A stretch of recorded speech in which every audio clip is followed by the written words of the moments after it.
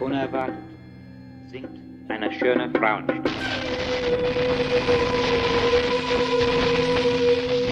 Young and lovely. Yeah, and a girl from and when she was they all sang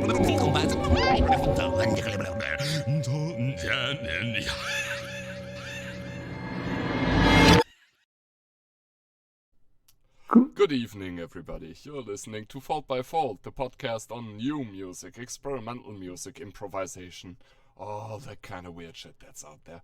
Tonight, I'm talking to Benji.Musick.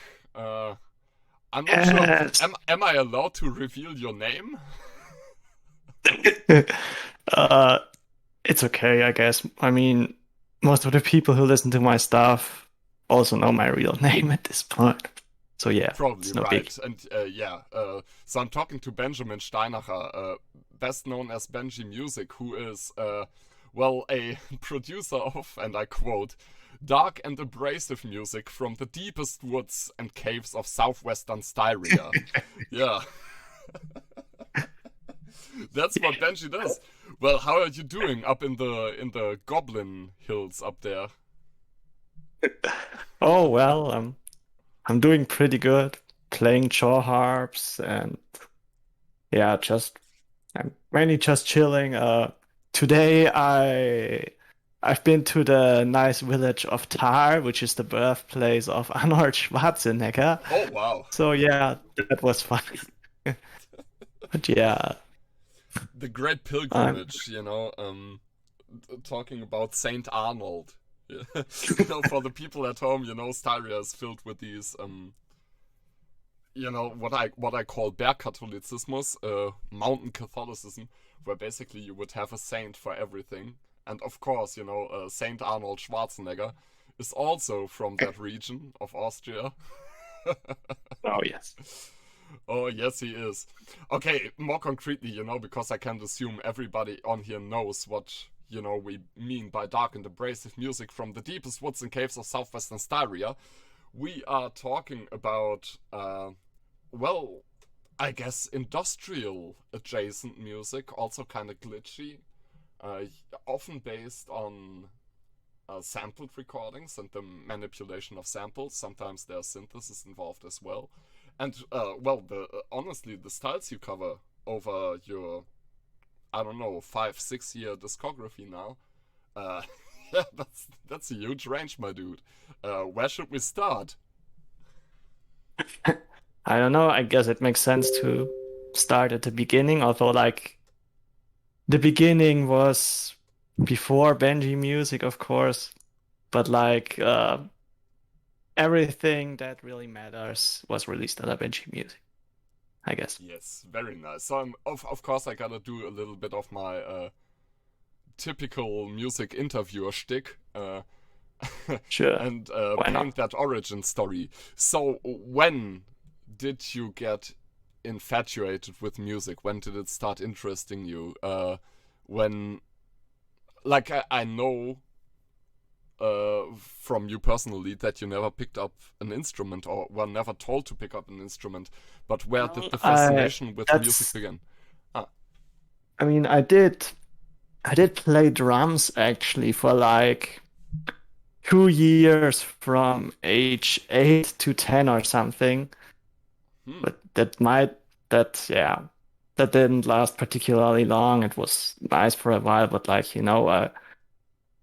I was a kid and too lazy to practice and whatnot. So yeah, it kind of faded. Like I've always been sort of interested in music. Like my parents had a lot of music around. My dad has a decent vinyl collection, although these days they both don't really listen too much. But yeah, so the music was sort of always there, but like the real desire to make my own songs sort of was there as a kid, and then only sort of re-emerged when I was like 17, when I got into electronic music through actually the more abrasive side of things as well. Like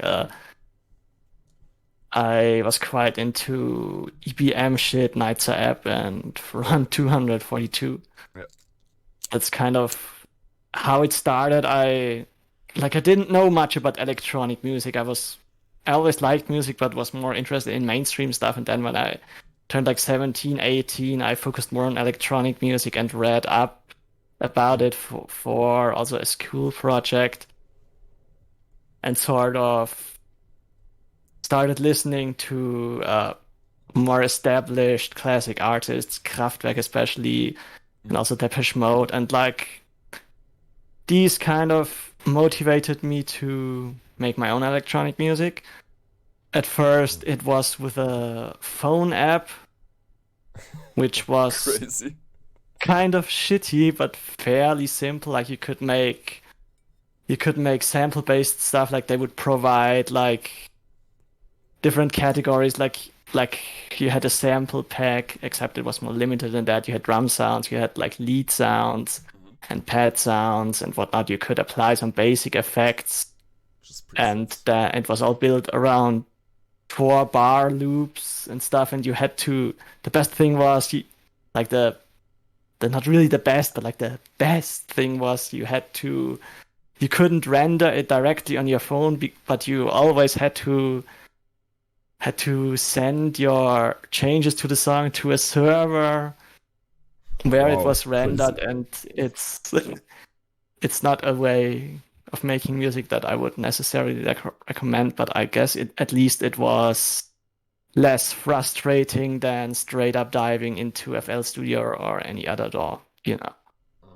So that's the origin story is basically like drum lessons, which you weren't super much into, and then discovering this weird production app on your phone, which was also suboptimal, and then you went right in there and made like abstract electronic music in FL Studio. Like, what the fuck? Not really. My first experience with FL Studio, my first experiments and stuff was like 2014 or something. In the meantime, I had gotten into more dancey stuff like house and trance. No really weird and hard shit just yet. Mm-hmm. And although like 2014 was, I think, also when I discovered Einschnitzen in Neubauten, so it was like kind of a turning point in my music. And I don't know when and how exactly I started to pick up FL. Like I realized you can do so many things with it, but it's also kind of complicated. And I just kind of started messing with it, and then still doing stuff on the phone as well. And kind of gradually it shifted more and more towards FL. And I tried to do like housey stuff, or like really I was into shit like big room EDM style, and also tried to make something like that at least once or twice, and like yeah, I just had no idea where I was going for a while and tried to do dancey stuff, and just the idea I couldn't really get to where I wanted, I think, but I did end up producing some sort of interesting experiments, and then when I discovered IDM, I tried to make that, and eventually, like my style certainly progressed with the music I was also listening to, and I don't know, I feel like somewhere around 2015, 2016 is where I started to make stuff that's sort of at least vaguely similar to what I'm doing now. Okay, yeah, like this is the point where we should, jump to 2017 and the debut record on your Bandcamp on Benji.Musick, which is Metallic Nightmares. Yeah. But yeah, I think before that we should disclose to the listeners that, this is not the first time we've been talking.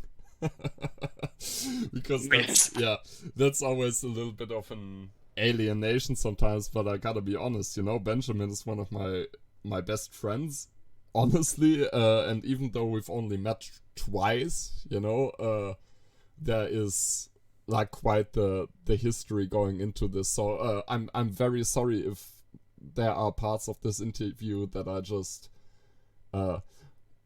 just completely enveloped in my blind spot, because I've been talking to this dude for, I don't know, 6 years or something. Really, 6 years? I think so. Sounds Maybe before we talk about Metallic Nightmares, let's talk a little bit about like Facebook music culture, because you're one of the most important people in that whole scene. Like fucking Music Book, what we call Music Book. And to me, I first found you on Facebook. I don't know if this was when we started talking, but I first found you on Music Book when I was 17, and I was very insecure about my music taste, and I needed, Facebook, I needed Music Book to, build that altar in some way. And even when I entered Music Book in 2016, you were already a fucking icon. Like, everybody knew Benjamin Steinacher, everybody knew that's the weird Nutella guy with the greatest music taste. Yeah, like, how the fuck did you get into like this kind of, I don't know, this kind of fringe stardom? Like, how did you become the guy who is known for listening to good music, and the guy who's known for literally knowing every good record that ever got made? Like, how did that happen?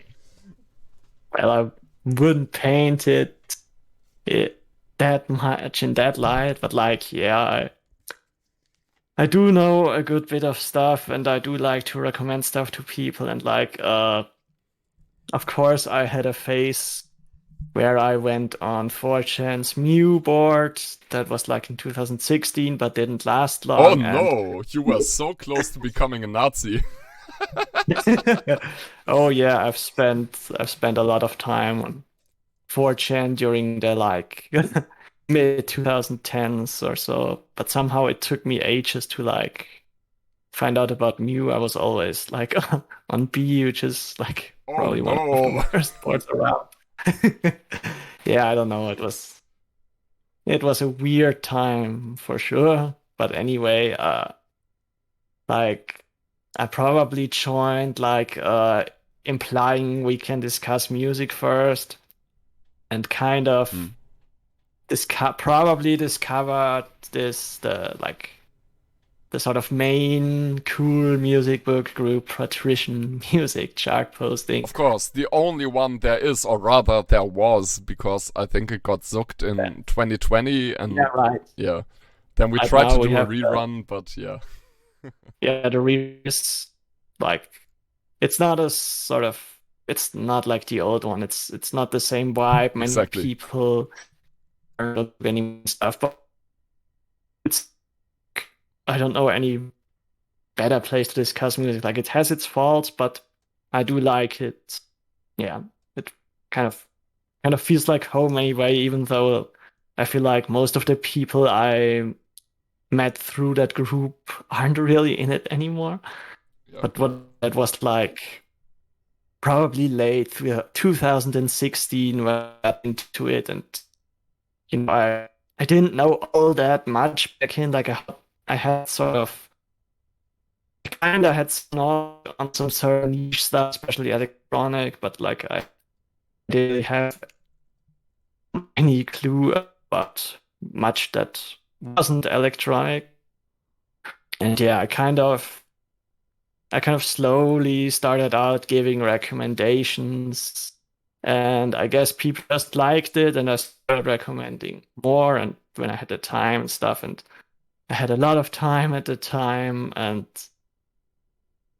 I just somehow found cool people, sort of like-minded people, and joined smaller groups focused on niche stuff. Not that. Yo, Benji, you're starting to sound a little bit like granular synthesis there, like you're glitching hard. Can you maybe go into your Discord settings and disable all the noise cancelling? That would be great. Okay, sure, I will try to do that. I think we've got pretty much everything. So Benjamin got into music book, which was Patrician Music chart posting back then. Very kind of cheeky, kind of ironic kind of music posting group, which was like for most of the people there, including myself, who are born like somewhere between 1997 and 2000 or something. Like for us, this was very much a expression of teenage angst and trying to find legitimization in what you listen to, and like that kind of developmental stage where you think of music as something that defines you, where you think of the stuff you consume as a part of your identity. Yeah, holy shit, PMC was a temple for that, like Yeah, like especially, I think it certainly got better over time, but 2016 it still had this sort of toxic fortune like culture going on. Wasn't quite as bad fortune, but not that much better. Sorry, can So you it repeat was- that? Because once again, the glitch lords are on your ass. Oh shit. Well, yeah, like in the early days of PMC music posting in 2006, you could still tell that these people probably spent quite some time and like the discount culture was similar, although I'm not sure if it was ever quite on the 4chan level, but close enough. We And were it got over time, I think. yeah. Maybe can you recall me on Discord? We're just gonna keep on the interview, but there's something really severely fucked up. Maybe just recall me on Discord. Oh, okay. Blah blah blah. So what Benji was basically saying is that PMC was almost at this kind of level of toxicity. Sometimes we were trying to imitate the 4chan boards, in our. I don't know, like the name alone of that Facebook group, Patrician Music chart posting, just, that's 4chan language. Okay, we're back with Benjamin Steinacher. How do you sound now? Well, you tell me. You sound way better. That's great. Yeah, that's that, PMC at some point just started imitating, the grossness of 4chan. And, I mean, PMC... I wouldn't say I'm not sure if it started imitating that, because I feel like many people probably came from 4chan to Facebook or whatever. Like, I don't know, but it was sort of always there. But I must say I wasn't in PMC right from the beginning, but I don't know, I joined like 2 or 3 months after it became a thing. Yeah. I don't know really, but the early days were sort of special, not in a particularly good way. And honestly, it never really changed. Like the whole premise of berating people on behalf of their taste in, like consumer culture is just so fucking crazy. It's like people, who get enraged about other people having pineapple on pizza, So you like to have sugar in your music, So you like to listen to pop. This is absolutely unbelievable and plebeian to me as a connoisseur of pepperoni, on my pizza. So, just fucking ridiculous. Huh? Yeah, people took the whole patrician thing way more seriously than the mods probably intended at first. And yeah, I mean, it's kind of a shitpost, but it really plays into the way that teenagers actually see themselves on behalf of their music taste. Growing up, I was the kind of guy listening to Einstürzende Neubauten. I was the kind of guy listening to Scott Walker and shit. Motherfuckers were talking about, I don't know, teenage bopper shit. This was something that I really, based my whole internal social Darwinism on. Like, yeah, all that fucking incel thought, all that eugenicsy kind of weird-ass tendencies that, teenagers have. It's always based on your cultural preferences. I don't know, this is fucking stupid. How have we literally spent 20 minutes talking about anything but your music. This cannot go on. Okay, let me paint the picture. It's 2017. We're checking Bandcamp. There's this album by this weird Austrian dude. It's his debut record.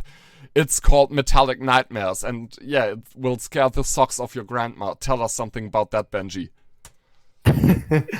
Well, Metallic Nightmares was like mainly shaped by me getting a good microphone, and I just recorded everything. Like I just banged on random objects and tried to sort of get a sound out of everything that could make a sound, and then apply effects to that. And a lot of those effects were some type of distortion, which I still use a lot, but not necessarily in the same way or to the same degree. But distortion is just kind of neat. It really is fucking kind of neat. Like for the listeners at home, this album is basically, it's metallic objects, or like just general objects that you found at your home, mostly metallic. Well, I'm not sure if it's mostly metallic, but a little distortion and reverb goes a long way. There's like also lots of wooden sounds. Like I still have these. I still have two short sticks, like 30 centimeters, that I saved from when we cut back a walnut tree, and like instead of like drying them to burn or throwing them away, I just kept them because they had a nice sound, and they're still sitting in a drawer in my room as we speak. It's like a lot of it was wood as well. Like one track is titled Xylophobia. Yeah, we got the xylophones. We've definitely got some, flat wood. Like xylophobia, it's from Greek. I don't think. Oh wow! I'm not sure if that song specifically features a xylophone. I mean, it probably does. But it definitely features those sticks I just talked about. And like xylophobia is, the fear of wooden objects. Nice. And it has this wooden percussion and like a heavily distorted piano VST. And probably other things. I don't know. It's hard to remember what exactly I used when I put like 20 effects on it sometimes, and it just sounds like some weird thing. I don't know. Yeah, like I listened to the album today, and honestly, like I can tell there's wood in there. I think there's actually like a proper xylophone in there, but I'm not sure. Probably. Because, the way you work is so obscure to the listener. And probably to yourself a little bit too, because kind of.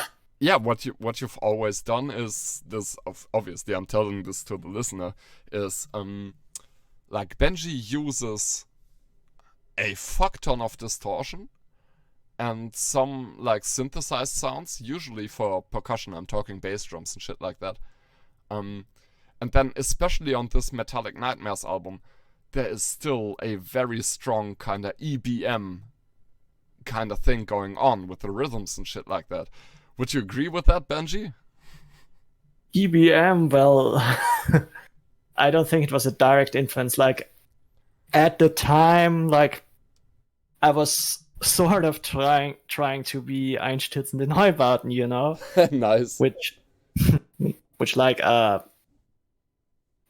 maybe kind of succeeded at that, and it kind of turned into more than that. But yeah, it's just me having fun with samples. Basically, it's like most of it is stuff I recorded in my home, or like from the balcony. The frog in Frogocalypse. There was a frog that was in our garden for a while, and it kept us up at night. And Holy I managed shit, to record it at some point. Honestly, Yes. I was under the assumption that would be like one of these Guiro frogs, one of those wooden frogs with a beater, with a mullet. I don't own anything like that. It's a real frog. We got another frog, like I think in 2018, the year after, and by then I think I already, or was it 2019? I don't know. At least at that point, I had my Zoom recorder, so I could record this new frog in stereo. And I think I probably used it on the album that came after that. Live in But yeah, stereo. Oh yeah, that's another very froggy album. Let's see. Is there anything else to say about Metallic Nightmares? By the way, what I said about the EBM influence, that's not really about the production, but like there are some songs on here, like for example the tune Hell. Yeah, which Hell has this vibe. Has, you know, sequence drums, and there's some real Nitzer app shit going on there, like over the top of very, I don't know, ring modulated and distorted and frequency shifted kind of sounds. Like, seriously, great fucking album. Amazing fucking debut. Like, holy shit, like for the first album. Wow. I mean, I might have told you this before, but it's the first Benji.Musick album, but it's the second album I ever put out. You know. Oh, fuck. I might have missed out on some shit because I wanted to really investigate to everything, but I don't think I've heard that first one. Maybe, maybe we can... I don't know. You just gotta send it to me, and we gotta figure out for whether sure. we put this in the YouTube links. Oh shit, now I'm embarrassed. I'm embarrassed, very much so. It's okay. I don't blame you. Like, for the longest time, like, sort of, when I started making the stuff you hear on Metallic Nightmares, after that, at some point, I sort of became unhappy with the kind of shit that was on my first album. It was called, I kid you not, Sick Music from My Basement. Wow. And it's just like shit, this... I've listened to that when we first met, you know, in like 2016. I listened to that. Holy shit, there are like memories coming back now.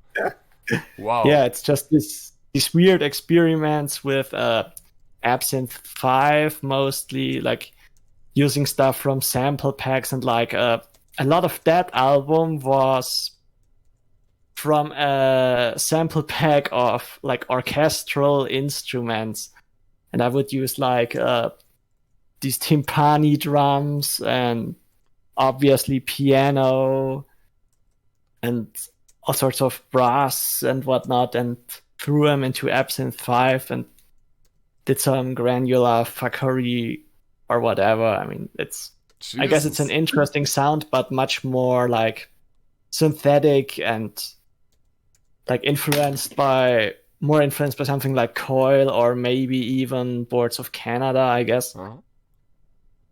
Yeah, it was a bit different. That's another thing you've got in your self-description. So yeah, it's dark fucking goblin music from the Styrian Mountains, and it's also influenced by Coil and by Boards of Canada. Yeah. Okay. Two artists are just something that they have accompanied me for a while, and you know, I'm not sure if you can always hear their influence, but it's probably there to some point. I don't know. Who knows? So you did like trying to go kind of chronological, but this is not chronological.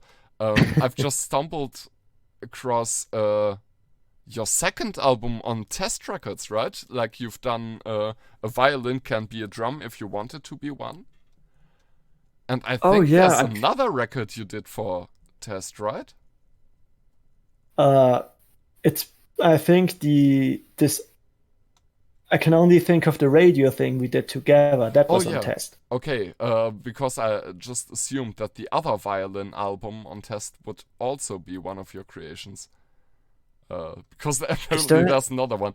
But now I'm just ruining my reputation with the Test group because I don't know who's who. Yeah, I always went by Benji, but like written in Cyrillic letters, I think. Yeah, right. It's been a long time since I did this Test stuff, but I don't think I've made a second violin album on Test. The second violin thing. Yeah. Apparently you only did the one thing. I was mistaken. You only did the one thing in 2019, which means Okay. that there's actually a distorted violin album, which is between your violin record for test and your last full-length record on Bandcamp, which is distorted violin screeching. But actually, before that, I want to talk a little bit about tissue box destruction. That was so fun. Yeah, it sounds like a whole lot of fun. Like, honestly, it's probably one of my favorite releases by you. The Shit. fucking rhythms on there. Like, probably not something that you really thought about when making it, but Jesus Christ, those rhythms in part 1 and 2.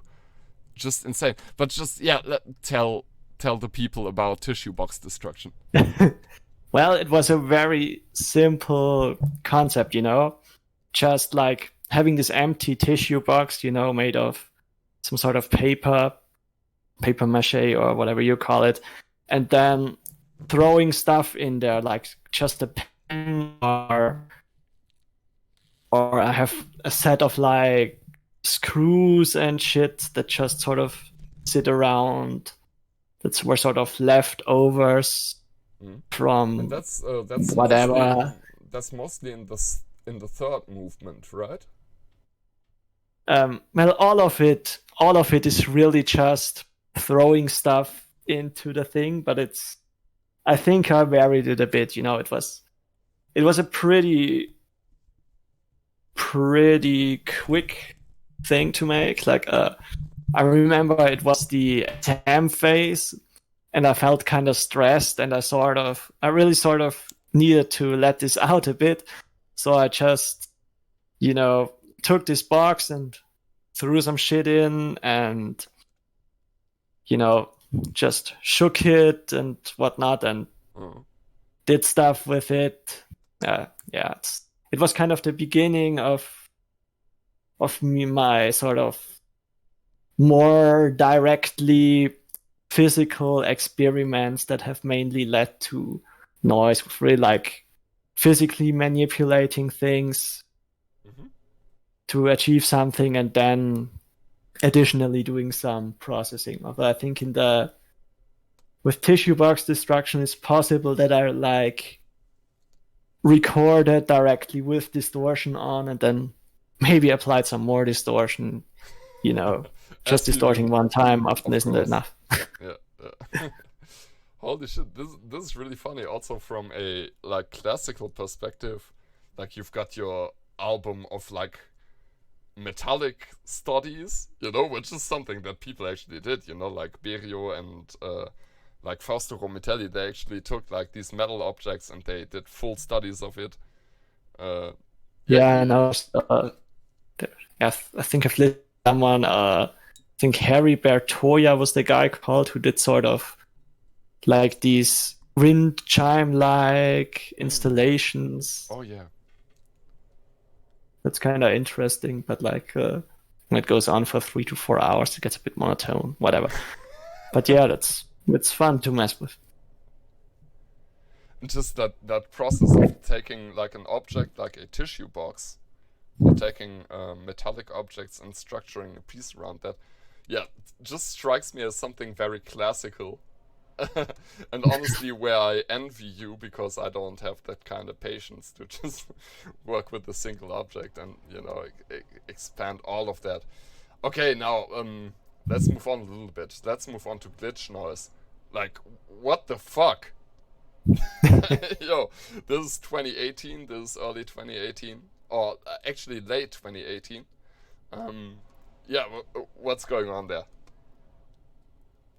Glitch noise was live electronics, just having a synth droning on, and then I had other effects, and like you've meant, like to use ring modulation and frequency shifting. Maybe there's a Coombe filter, of course, some sort of bit crushing type thing. And whatnot, just a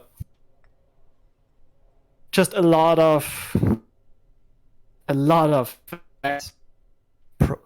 probably around 20 or so, and I had my small MIDI controller, and I've mapped some parameters to it and just, let it drone and manipulated all sorts of parameters from various effects.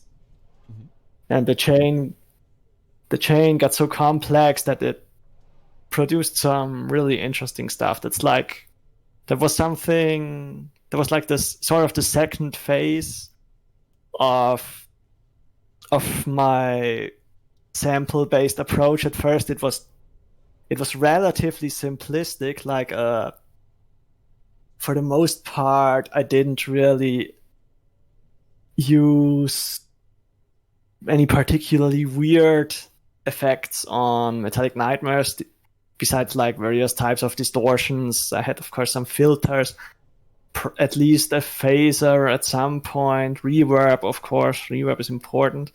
And then came the phase where I like just put 20 effects on something, and it was like sometimes different multiple instances of the same thing, and then I manipulated something that was before some feedback generating thing and some granular thing, and I just did that stuff a lot, where you have this really long chain of effects, and it almost develops a life on its own, sort of like kind of like what Coil did on their Worship the Glitch thing. That was also something where they just used a shitload of effects, and then they got sort of accidental feedback sounds and clicks and whatnot out of it, and then they composed music with that. And my approach was just more direct, purposely setting up this weird chain of effects to get kind of unique sounds, very abstract sounds to play with. Yeah, this seems almost like your go-to kind of shtick at the moment, right? Like taking some sample, putting like a fuck ton of effects on it, and then also using at a counterpoint for that some kind of sequenced drum machine or some kind of rhythm generator. Yeah. I mean, a lot of the time my drums are, these days at least, they're mostly also sampled objects, except the kick, because it's a little more different to get a kick from a sample. That's something completely different, but it also works. I've also done it occasionally. That's just Jesus fucking Christ. It seems like the magical formula for you, kind of, because that's Jesus Christ. It really runs through your whole discography, and it seems to be like the only red thread that I can grasp to as an interviewer, because it's quite varied in output. Speaking of which, next thing after Glitch Noise is just called Distorted Violin Screeching. There's something like you called it a harsh noise record or something on Bandcamp. Yeah, dark ambient, screeching, noise, industrial, post-industrial. I don't know. I don't know what the labels should be, but what I can tell the listener is that they should definitely check this out, because it's fucking 10 out of 10. Like this is so good. So you found this violin, which used to belong to your grandpa, right? I'm not exactly sure, actually, to whom it belonged to. I think it's some great-grandfather, which I've never met. Anyway, it's a violin from what is now Hungary, but it dates back to like the 1890s or some shit. Back when Budapest was still two cities, like it says, made in Ofen, which is one half of it. And it was, of course, since it had been unused for decades, really, it was very detuned, which was quite nice for me, of course. And not And to like like take the attempt to tune that violin, but just to see, oh, that's a 90-year-old violin. I'm gonna make some screeching sounds. Like based. yeah, like I did try to tune it, but I actually broke one string which I had to replace eventually. I'm not sure if that was before or after the album. Oh. That was kind of silly, but anyway, yeah, I just got this horribly detuned and sort of cranky sounding thing sort of out of the blue unexpectedly, and I really messed with it a lot during that time, and so at some point I guess it seemed logical to make an EP with it, and of course I went all out with the distortion and whatnot, and it's As is expected probably from you one at of that the point, like this is a Benji trademark, like fuck tons of distortion in very creative kind of ways, that not just like saturating signal, but like holy shit, like the amount of stuff you can get out of a sample and a distortion device is just utterly mind blowing. well, of course it's more than just distortion, and like these days I'm not that much about distortion. I must really say, like I've become really interested in weird digital effects, but this violin screeching thing was very distorted. Probably one of the harshest thing I've ever put out, because like, I make noise, but I don't go all out with the distortion to like pulse demon levels or whatever. Yeah. I like to keep it a little dynamic, but this was, and like pretty sure violin screeching had still a good amount of dynamics, but it's also just really fucking filthily distorted. Yeah. It really is. Okay, moving on to the next one, which is quite a polar opposite, because this one you can actually shake your butt to. It's called Mechanical Frogs Copulating in Space, and it's like obscenely danceable, honestly. Oh, yeah. Probably also your most ambitious record up to date. Like there's, I don't know, like I'm not good with these genre descriptors, but for me this is like some industrial kind of EBM once again, but sometimes with odd rhythms, and like, tell the people about that album, because honestly it still boggles my mind. Mechanical Frogs. Yeah, Mechanical Frogs. Well,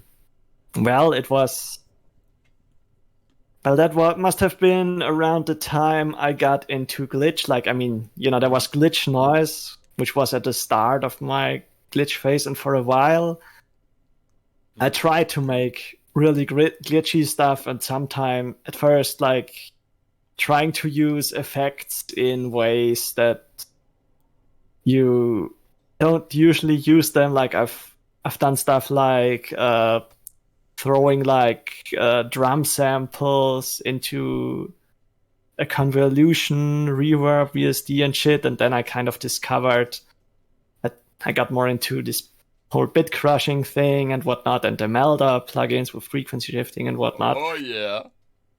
Oh yes, baby. And yeah, Melda. sort of yeah, that's a whole other rabbit hole. But anyway,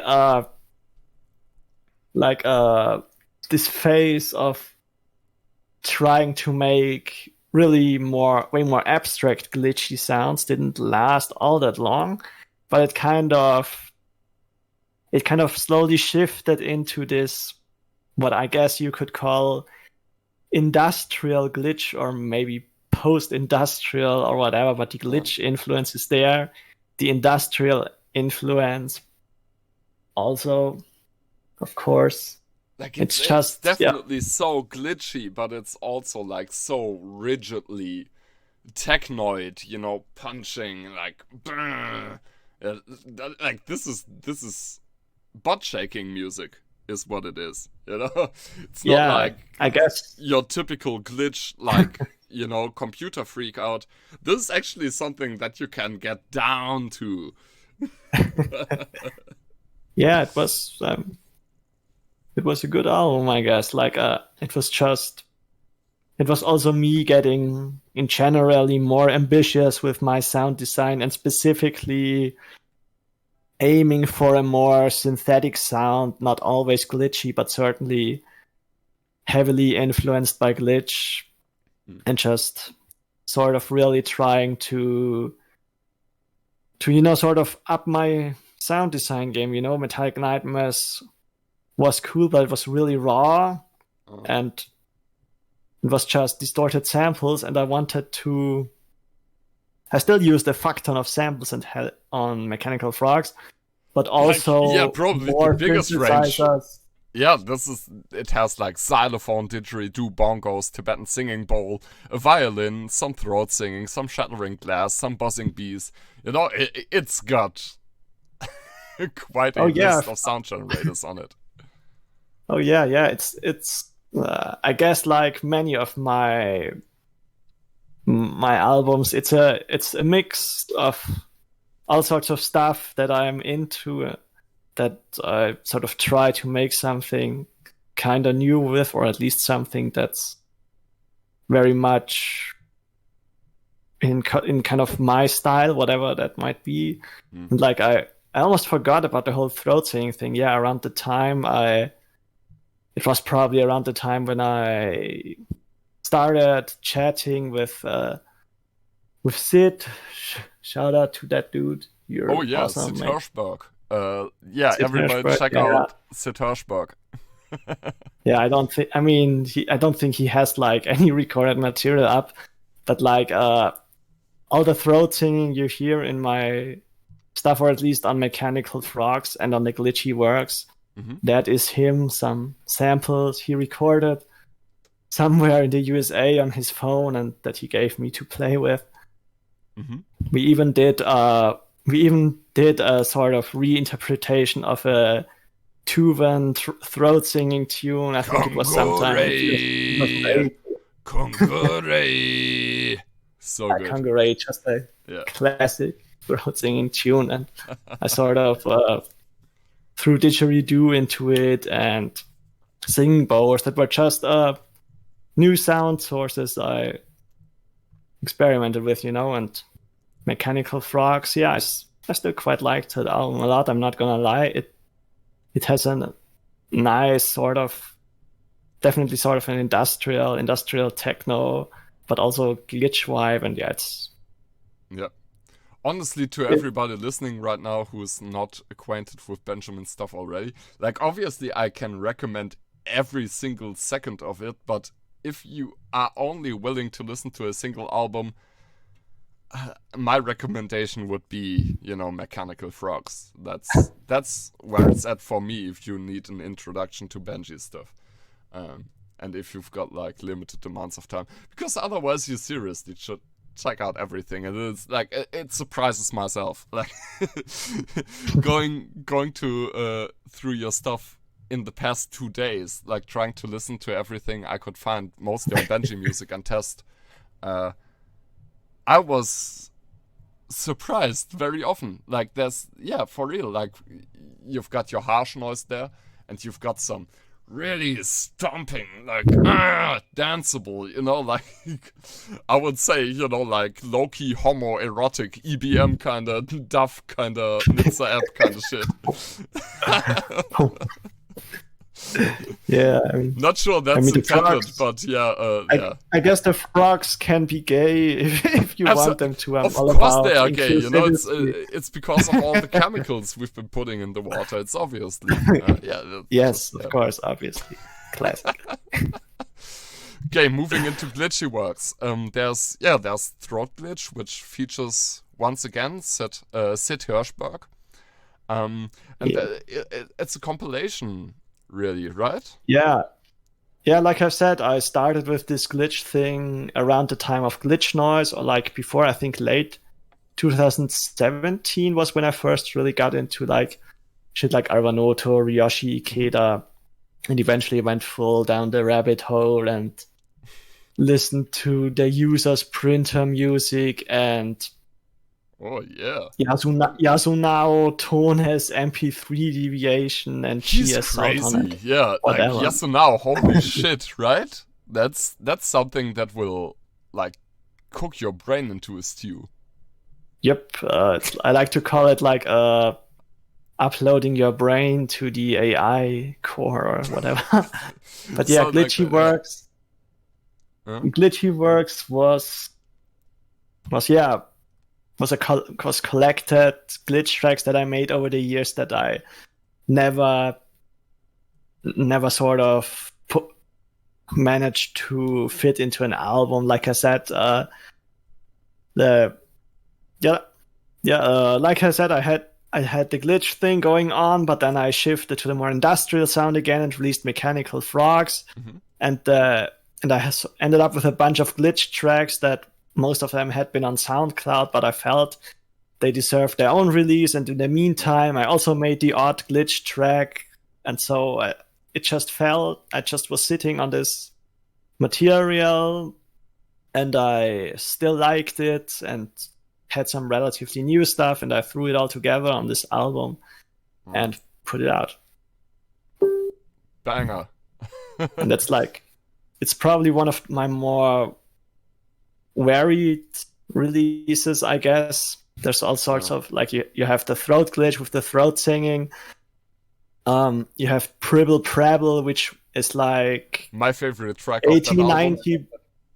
80 to 90%. It's like vocal samples from me and some other people. And you have Glitch the Ditch, of course, which is all didgeridoo, or like mostly didgeridoo. Eerie Extraterrestrial Insects, which was mostly me playing with the FM filter effect in the Tone to Gladiator. The Glass is Acting Strange Today, of course, based on me messing with a glass jar, another very physical thing. Yeah.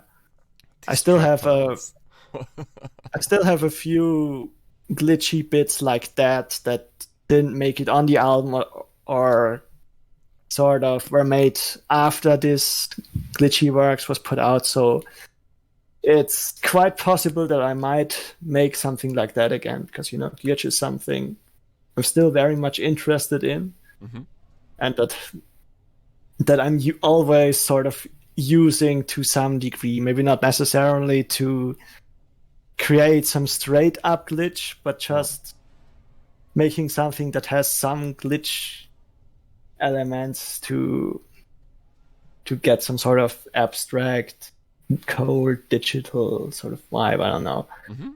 Glitch is just cool and nice. That's another thing, like if distortion is one of your main kind of things, one of those distortions would already be like bit crushing. And like there's something innately digital about everything you've done so far, I think. Like probably, yeah. Yeah, it's a very unashamed about its origin, like this is DAW music. But this is why I think people should check it out, because we're always like so fucking insecure about Huh? I guess it's kind of because, like, I mean, come on, we're living in the 21st fucking century and have all this technology, and especially electronic music should to some degree reflect that. Yeah, absolutely. Yeah, like it ought to reflect that at least a little bit.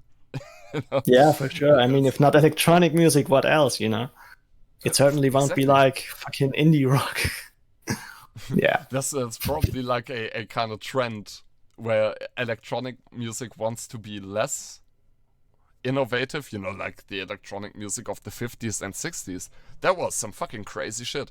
But then we wanted basically to imitate what conventional music does, and we had, these analog synth and these fucking DX7, like the whole 80s. 80s pop music is full of FM synthesis, but like FM synthesis isn't really utilized there, right? It's just another timbre, and we're making the same pop music with it.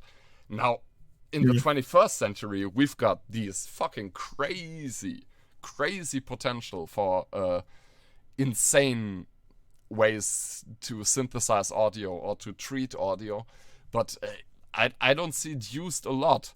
And also this kind of glitchy music that Benjamin makes for the listeners. This isn't like the work of Tone. This isn't like your typical glitch composer. This another field entirely. But yeah, you really gotta check it out yourself, because that's like the whole spectrum of glitch isn't even explored. And you've done a huge share in opening other areas of glitching, basically. Well, People always use this fucking slicing and granular, and whenever you like listen to a glitch album, it's always like yeah, of course. Of course, like, I mean, there's obviously nothing wrong with that, but like glitch can of course be more than that, and most of my favorite glitch things are beyond that, really abstract stuff. And like, I think over the years I definitely moved from like in your face distorted to like a really sort of abstract vibe, I guess. I just really like this sort of thing where you can't quite put your finger on what it is, I guess. Yeah. But it sounds very digital, very cold. That's like kind of what I'm aiming for, what I'm still aiming for these days, and that might be what my next project will be. Although I'm not really sure what will come next, but we will see. Oh, and we're hyped. Like, we are biting our nails, sitting at the edge of our seat. What will come next? And what comes next in the chronology is there was a double single dubbing The Goblin and Deep Underground, and then there were 2 albums we did together. There was now what's it called? Excessive Temperaments, and there's Schmumuckel.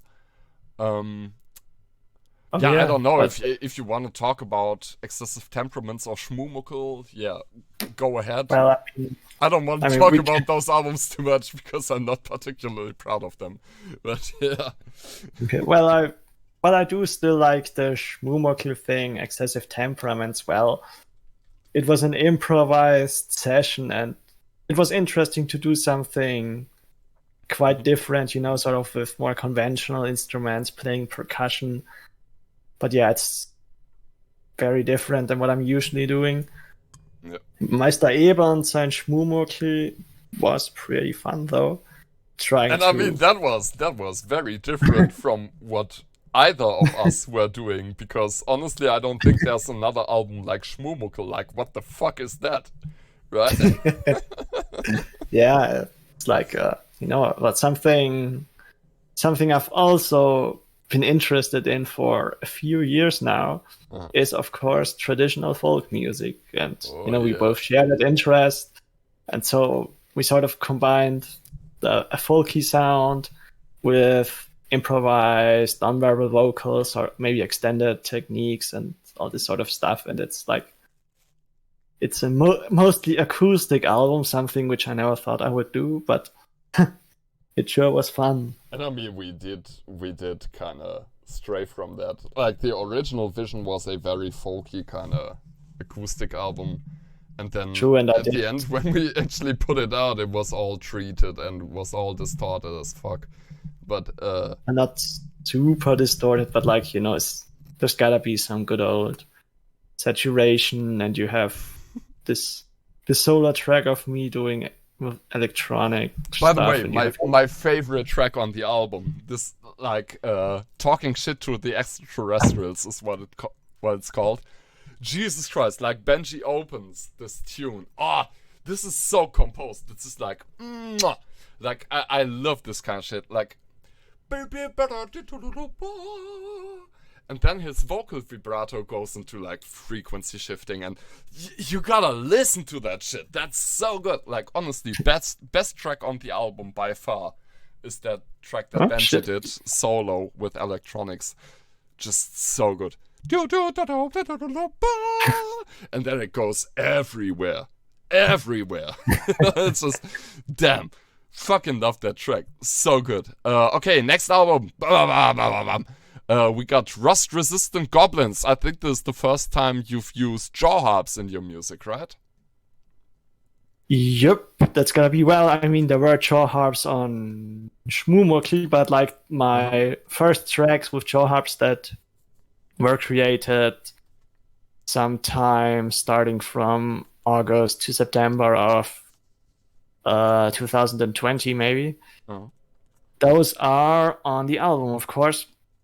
And like it's another stylistic shift of sorts. I guess I'm some sort of shape-shifting entity, musical entity at this point. But yeah, Rust-Resistant Goblins was basically me trying to do abstract dub techno. It's like and honestly, completely failing at it, because this is not abstract dub techno, but it's amazing nonetheless, you know. But it's just like, this is honestly, this is just Benji should be a genre at this point, because what Benji puts out is always so different to anything else under that label, but it's also so good. You just really, I urge every listener to check out, you know, Benji's Bandcamp at this moment, because like it's a fucking treasure trove. But anyway, yeah, Rust Resistant Goblins, and you trying to do dub techno. Sorry for interrupting. Yeah, no, I'm glad you dig it that much, you know. I'm just sort of doing what, I don't know, what feels right, whatever comes out of my weird ass brain. And in that case, it was sort of combining at least sort of dubby sound, heavily influenced by dub techno. Most of the tracks have some sort of pad sound that's influenced by the typical dub techno sound you'd get from someone like Monolake or Deadbeat or whomever. Although during that time I also discovered the more abstract side of it. There's some peeps doing really interesting stuff with dub techno. And of course Swedish boys. Yeah, the Swedish boys, of course. SHXCXCHCXSH. It's harder in English, but I do have it sitting in my brain at all times. It's gotta be there. But like, yeah, it's like virus. Trying to... Yes. Yeah, it's just me trying to further move away from the industrial thing, although it's still there, of course, on some tracks, more than less, and it is fairly distorted, but not quite as distorted as something like Mechanical Frogs. And yeah, it was really more straightforward than ever, I guess. Pretty much every track has a kick and is sort of driving and kind of danceable, but still atmospheric and abstract at the same time. And then, of course, there's the jaw harps. That's like, I guess, a kind of funny story, you know. I started playing the jaw harp or choose harp, but I don't like the term that much because it's, you know, misleading and whatnot, whatever. Yep. But yeah, I got into playing the instrument very early into the whole Corona thing, you know. I just wanted, you know, another toy to make noise with. I mean, like you've mentioned bongos and didgeridoo, and I should clarify that these are all things I have in my room and that I can at least sort of play. But like the only thing I'm at least kind of good at this point are the jaw harps. Exactly. And originally, you know, I just wanted another little tool for noise making. I just saw they're cheap. You can get a harp for 10 euros or less. And of course, you know, I thought, why not try it out? I think the didgeridoo wasn't really for me, but I like, you know, working with overtones, you know. I don't think I'm gonna get into throat singing anytime soon, but like I figured the jaw harps are kind of the next best thing, you know. This is something I never understood about you. Like you're willing to spend like hundreds of bucks on fucking jaw harps, but you're not willing to try throat singing. Like, yeah, I don't know. I don't know. I'm not really a singer, so at this point, after the whole Shmumokli thing, like who knows? I'm not necessarily completely ruling it out, but it's just But not something at some I've point we gotta planned. do Shmumuckle 2 acoustic boogaloo, right? Like at some point we just gotta do it. Sure, yeah. I mean, I guess we could get. It would be fun to get way more like physical with it and completely like abstain from using synthesized sounds and too electronic sounding effects and shit. Next year in That's not the Austria, I violin, tell I you, guess. like I'm gonna be there. Like I hope you're still gonna be there. Yeah, sure. I'm not going anywhere, probably. Based. Yeah, thanks for reassuring the listeners you're not gonna kill yourself. Anything else you want to talk about when it comes to rust-resistant goblins? Otherwise, I'm gonna move on. Well, it's a really kind of weird album. Atmospheric, abstract, still distorted.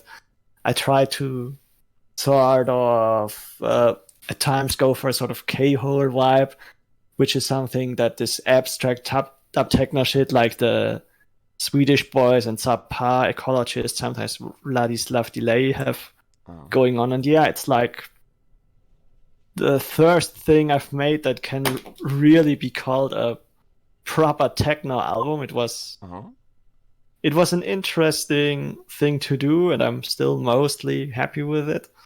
But this is not something I'm looking to continue at this point. I think this chapter is done for now. Yeah. But who knows what the future brings. It certainly turned out interesting, and it was fun to make. And And it's now a banger. And it's absolutely and yeah, I'm a also an absolute jaw harp nerd now.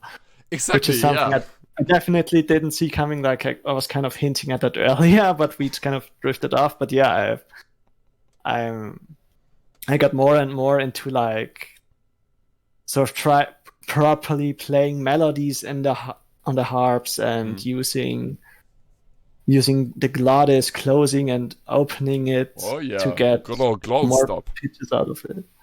And yeah, it's it's a nice hobby, and the jaw harps are definitely something that are gonna stick around in my music. Like, As they've these done days, for the past 3 albums or 3 releases of you on Benji.Musick. Yeah, pretty much. That's a lot of jaw harp music. I hope the listeners dig it. Oh yeah, I hope What's so really too. interesting is like harping through 2021, which is like half of it is, folk shit. And then there's also some, kind of, what's it called? Like expanded acoustic shit. So there's some reverb on that shit and stuff. So yeah, that's another thing. This is probably as acoustic as you'll ever hear Benjamin play. Like everything else is pretty treated. And then we have granular munharpa, which that just tells you what it is, right? It's a Norwegian harp, and it's granularly manipulated. Yep. That was really like sort of just trying out new effects. Like basically thanks to you, I got even further into all this Melda shit and got all the paid stuff, and this was like mainly based on the polysaturator, which is like some weird spectral shit generating overtones, and of course the granular thing, plus of course some ring modulating and frequency shifting. I rarely do a song where I don't use a frequency shift or a ring modulator these days. But yeah, this was just like, again, setting up, like it was originally, you might not hear it, but originally it was like a short loop, 2 bars or so of like, I just sequenced some single jaw harp hits that I cut out from recordings of myself playing. And of course, it was from two different Norwegian Munharpa makers. Now, for two different models by the same maker, by Simon Roheim Iversen. I gotta tell you that guy makes some good harps, but he wants 140 euros for one. Oh no! I think it's worth it, but whatever. And I just messed with effects kind of similar to the glitch noise thing, except this time it turned out way colder and less glitchy. It's still very abstract and it's just kind of another new direction, kind of the result of a happy accident, again manipulating effects live, but the effects are different, and so it doesn't quite sound like glitch noise. In fact, if you listen to it, you'll realize it doesn't even sound like jaw harps. I still put them on the cover. This fucking crazy. It's all based on Munharpa samples, but what you will hear is, I don't know, like granular synthesis at its most abstract. And I don't know. Oh, I see spectral saturation, frequency shifting. Oh, Benji, my boy, you've been using some of my fancy spectral techniques, haven't you?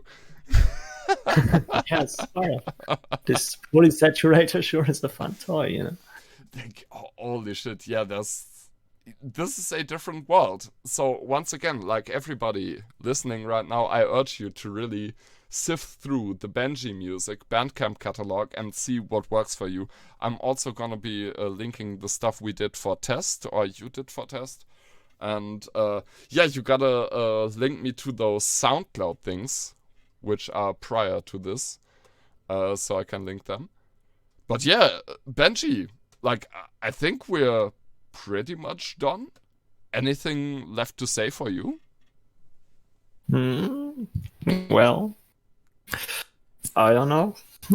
I'm just kind of in limbo right now. Don't really know what I'm doing, but I feel like I've got some interesting things in the works, and maybe you'll hear some of them soon. Maybe not so soon, but yeah, I guess you can expect some new tracks soon enough, which is sort of a continuation of the last two things I had on SoundCloud. I kind of slowed down a bunch after the Rust Resistant Goblins thing, and sort of recently picked up the pace a bit. Although one of the two EPs of this year was mostly just releasing stuff that I made some point last year. But you can expect more weird stuff from me, and hopefully it's the interesting kind of weird. And yeah, I hope you enjoyed our little talk or whatever. No, that ain't exciting. No, thank you for your question. Oh, Base, thanks. Yeah, thanks for getting on this podcast, Benjamin. As I've said, sure. Yeah, we're friends, so this was a little bit awkward, trying to do the whole interview shtick. But anyway, yeah, like, Benjamin's got stuff coming up. Benjamin's got stuff on the Bandcamp, which you have, like, you won't believe your fucking ears. Like, really, you gotta check this shit out. I've been Paul Hermanson. We've been talking on Fold by Fold, the podcast on experimental new music, improvised music, blah, blah, blah. You know the shtick. This was Benjamin Steinacher from Austria, from Styria to be exact. Woohoo! Hope y'all had a wonderful time. Yeah, bye-bye. Until next time. Tschüss. Yeah, see you. Bye.